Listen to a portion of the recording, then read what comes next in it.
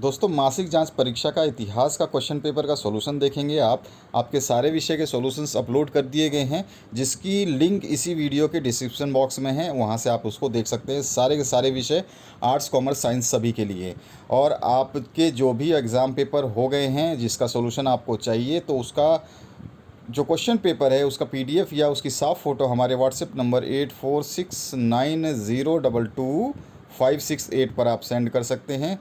याद रखिएगा, ये नंबर केवल आपको अपने क्वेश्चन पेपर सेंड करने के लिए दिया जा रहा है। इस पे कोई भी एक्स्ट्रा मैसेज ना करें, ये आपके लिए हेल्पलाइन नंबर है, तो इसको ध्यान रखेंगे आप।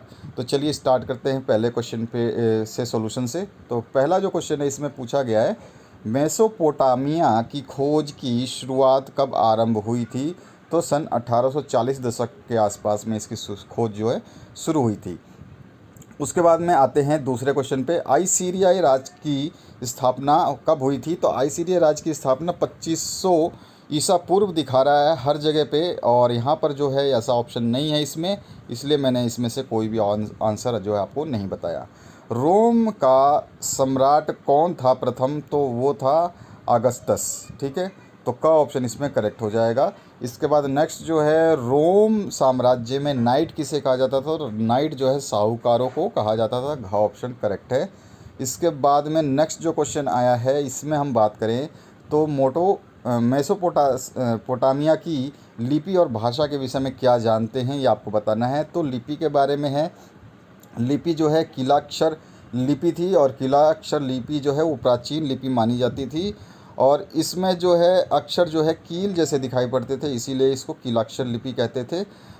और इसके अलावा गीली मिट्टी की पट्टियों पर कील जैसे औजार से गोद करके लिखी जाने वाली लिपि कीलाक्षर लिपि कहलाती थी। तो ये तो हो गया इसके विषय में जो हम लिपि के बारे में बता सकते हैं। और भाषा के विषय में बताएं तो मेसोपोटामिया की सबसे पुरानी ज्ञात भाषा जो सुमेरियन थी, जिसका स्थान 2400 ईस्वी पूर्व के बाद धीरे धीरे अक्दी भाषा ने ले लिया। अक्दी भाषा में कीलाक्षर लेखन का रिवाज जो है ईस्वी सन की पहली शताब्दी तक, सन यानी कि 2000 ईस्वी तक अधिक वर्षों तक चलता रहा। तो ये आप यहाँ पर लिख सकते हैं। मेन तो ये बताना है कि ये भाषा जो सुमेरियन थी। ठीक है, यही है इसके भाषा की बात। और ये एमसीक्यू बनेगा आपका 1 नंबर का कि मेसोपोटामिया की भाषा प्राचीनतम भाषा कौन सी थी, तो वहाँ पर ये ऑप्शन देखने को मिलेगा, तो आपको उसको टिक करना होगा।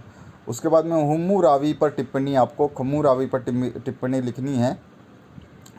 इसको खुम्मुराबी या हुम्मुराबी दोनों बोलते हैं, और इसके ऊपर जितनी टिप्पणी आप अपने हिसाब से लिख सकते हैं लिख दीजिए। मैंने अपने हिसाब से लिखा है, आप देख सकते हैं। इस क्वेश्चन पेपर का जो सॉल्यूशन है इसको आराम से पढ़ेंगे तो आपको समझ में आ जाएगा। पूरा विषय का कंप्लीट सॉल्यूशन मैं दूंगा। इस चैनल पे आपको जितने भी क्वेश्चन पेपर्स होते हैं बोर्ड के, उनको सॉल्व किया जाता है, और आपके लिए पूरा का पूरा सॉल्यूशन बनाया जाता है, ताकि आप लोगों को कोई भी आंसर्स को देखने में दिक्कत ना हो। तो ये पूरा का पूरा सॉल्यूशन जो था ये उस क्वेश्चन का था। रोम साम्राज्य के अध्ययन के स्रोत का परिचय आपको देना है। तो आप स्रोत का परिचय कैसे कैसे दे सकते हैं? तो 2 चीज़ें हैं जो स्रोत का परिचय देते हैं। एक तो साहित्यिक स्रोत हो जाता है, और दूसरा होता है पुरातात्विक स्रोत। तो साहित्य से मिलता है और एक पुराने चीज़ों से मिलता है। तो जो पुरानी चीज़ें हैं उनसे भी मिलता है। तो दोनों चीज़ों के बारे में हम थोड़ा सा जो है 2-4 लाइनों में बता देंगे। ठीक है, तो इस तरह से इसका पूरा का पूरा आप आंसर लिखेंगे।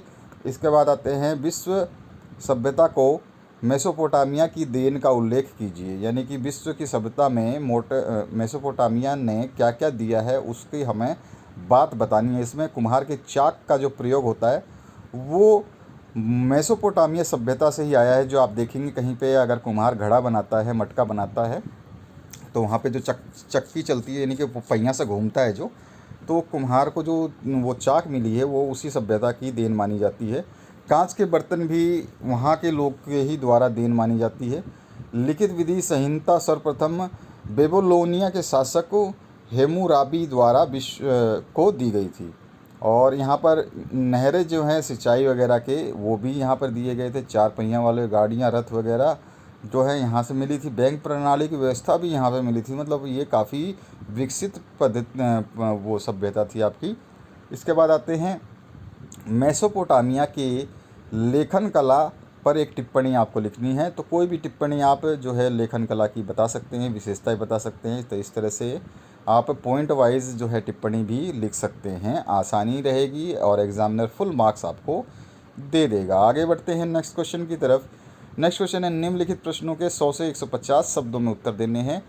जूलियस सीजर की उपलब्धियों का मूल्यांकन आपको बताना है। तो उसकी उपलब्धियां हैं जो पॉइंट वाइज लिख देंगे, जिसमें उसको महाजयक चुने गए थे वो बृहस्पति के, फिर मुख्य पुजारी भी चुने गए थे वो, ठीक है। उसके बाद स्पेन में अपनी जीत के लिए कुल कंसुलशिप से सम्मानित भी किया गया था उन्हें, और ट्रायमीवेरेट बनाया गया था। इसके अलावा ये कई लड़ाई लड़ी हैं इन्होंने, युद्ध भी इनका युद्ध कौशल माना जाता है, और मिस्र और रोम ने लिया और बाद में खुद पर पर्याप्त अधिकार किया, ये भी है।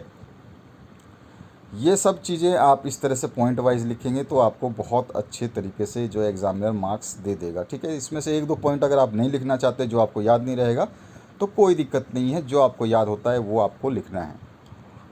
इसके बाद में आते हैं, उर नगर के नगर योजना पर एक टिप्पणी आपको बतानी है। तो उर जो नगर है वो प्राचीन मेसोपोटामिया में एक महत्वपूर्ण सेमेरियन राज्य शहर का राज्य था, उसके बारे में आपको इसको समझाना है। तो यहाँ पर इसका सॉल्यूशन जो है कंप्लीट लिखा गया है, आप जैसा देख रहे हैं। तो ये थोड़ा सा सॉल्यूशन बड़ा इसलिए है क्योंकि आप जैसे याद करेंगे तो कुछ लाइनें आप भूलेंगे, तो वो चीज़ें इसमें ध्यान रख के बनाई गई है, ताकि आप अगर 2-3 लाइनें भूलते हैं तो भी ये क्वेश्चन को आप कंप्लीट कर सकते हैं, इसको देख करके, समझ करके। इसके बाद में अगर हम बात करेंगे तो 11वें क्वेश्चन की बात करेंगे। रोम के धार्मिक जीवन पर प्रकाश आपको डालना है, यानी कि रोम में जो धार्मिक स्थिति थी वो कैसी थी, ये आपको बताना है वहाँ पर। जो कि रोम धर्म सामी धर्म बिल्कुल नहीं था, ये इसमें एक ख़ास बात थी। और इसमें जितने भी चीज़ें आपको लिखनी हैं वो धर्म के ऊपर ही लिखनी है, सारी सारी संस्कृति, धर्म और समाज के इर्द गिर्द ही आपको बतानी है। तो ये पूरा का पूरा उत्तर है उसका। और आप सभी सब्जेक्ट के सॉल्यूशंस के लिए डिस्क्रिप्शन बॉक्स में जो प्लेलिस्ट दी गई है आपकी, उसको ज़रूर देखिएगा। उसमें 11th क्लास की जो प्लेलिस्ट है, अगर खोलेंगे तो आपको हिंदी, इंग्लिश, गणित, अर्थशास्त्र, आपका केमिस्ट्री, इतिहास, सब कुछ आपको वहाँ पे मिल जाएगा। तो आपको घबराने की बिल्कुल भी आवश्यकता नहीं पड़ेगी। तो आशा करता हूँ इस वीडियो से आप लोगों को काफ़ी हेल्प मिलेगा।